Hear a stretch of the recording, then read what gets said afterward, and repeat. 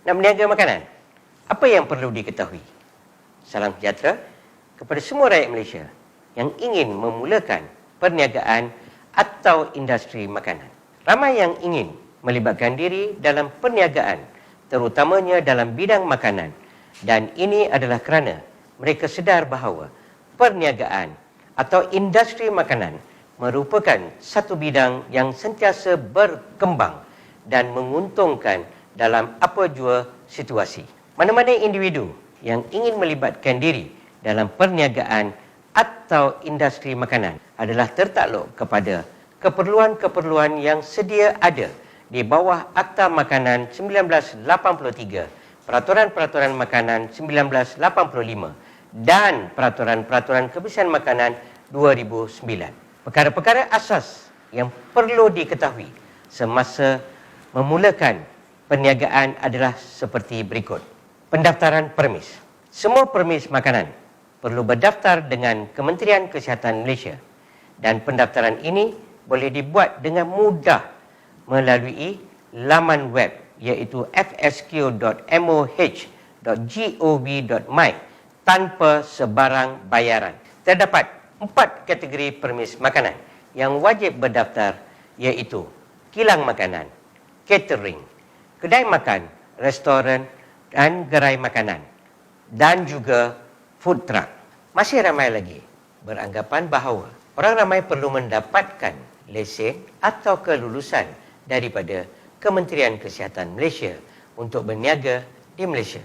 Sebenarnya, KKM hanya mengeluarkan 4 lesen sahaja, iaitu air mineral semula jadi, air minuman berbungkus, mesin jual air dan lesen ais. Bagi lesen perniagaan, pengusaha makanan perlu mendapatkannya daripada PBT dan berdaftar dengan SSM. Latihan pengendali makanan. Semua pengendali makanan adalah wajib untuk menjalani latihan pengendali makanan di Sekolah Latihan Pengendali Makanan yang diluluskan oleh Kementerian Kesihatan Malaysia seperti yang tersenarai dalam laman web fsq.moh.gov.my. Latihan ini akan mendedahkan kepada amalan-amalan pengendalian makanan yang baik semasa menyediakan makanan. Sebagai contoh, membasuh tangan selepas ketandas dan sebelum memulakan kerja-kerja penyediaan makanan. Suntikan typhoid. Semua pengendali makanan perlu mendapatkan suntikan vaksin typhoid untuk mengelakkan daripada dijangkiti dengan kuman typhoid. Dengan ini, pengendali makanan adalah dilindungi daripada jangkitan penyakit typhoid, seterusnya tidak menyebarkannya kepada pelanggan yang mengunjungi permis makanan tersebut. Pakaian pengendali makanan. Semua pengendali makanan perlu memakai apron yang berwarna cerah, penutup rambut serta kasut semasa menyediakan makanan. Adakah anda tahu, pengendali makanan juga boleh memakai baju luar yang bersih dan berwarna cerah sekiranya memakai 2 lapisan baju. Apron dan pakaian luar yang cerah ini dapat memastikan pengendali makanan sentiasa menukarnya sekiranya kotor dan berdaki dan sekaligus dapat mengelakkan pencemaran silang yang boleh berlaku pada makanan yang dikendalikan. Kawalan makhluk perosak. Permis makanan mestilah sentiasa bersih dan bebas daripada makhluk perosak seperti lipas, lalat dan tikus, termasuk haiwan peliharaan seperti kucing, anjing ataupun burung, bagi mengelakkan pencemaran berlaku pada makanan yang disediakan atau dipamerkan untuk jualan. Sistem kebolehkesanan makanan ataupun traceability.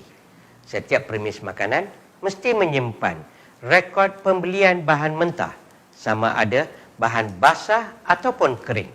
Rekod pembekal makanan mentah amat diperlukan sekiranya berlaku penyakit berjangkit ataupun keracunan makanan. Jangan mendapatkan bahan mentah daripada pembekal yang tidak diketahui latar belakang pengeluar makanan mentah tersebut. Pengangkutan makanan. Kenderaan yang digunakan untuk mengangkut makanan yang sedia dimakan mestilah bersih dan bebas daripada bahan-bahan yang boleh mencemari makanan. Perkakas atau bekas untuk menyimpan makanan mestilah dikawal suhu dengan memasukkan ais yang secukupnya bagi mengelakkan kualiti makanan tersebut dan memastikan dia tidak rosak ataupun busuk. Permis makanan mestilah terletak di lokasi yang bersesuaian dan jauh daripada punca pencemaran, contoh tempat pelupusan sampah, sistem rawatan kumbahan dan sebagainya. Sekiranya nak menyewa atau membeli bangunan untuk dijadikan permis makanan, pastikan keluasan ruang memasak yang bersesuaian dengan kelengkapan stor penyimpanan bahan mentah dan sumber bekalan air yang selamat. Semoga dengan pesanan ini, semua individu yang ingin melibatkan diri dalam perniagaan atau industri makanan dapat menyediakan makanan yang bersih dan selamat kepada orang ramai. Pematuhan kepada semua perkara-perkara ini anda dapat mengelakkan daripada dikompaun oleh pegawai berkuasa di bawah Akta Makanan 1983 atau didenda di mahkamah sehingga RM10,000 atau penjara tidak melebihi 2 tahun.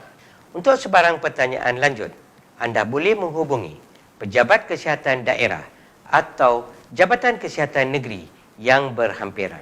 Jangan lupa like dan share video ini. Sekian, terima kasih.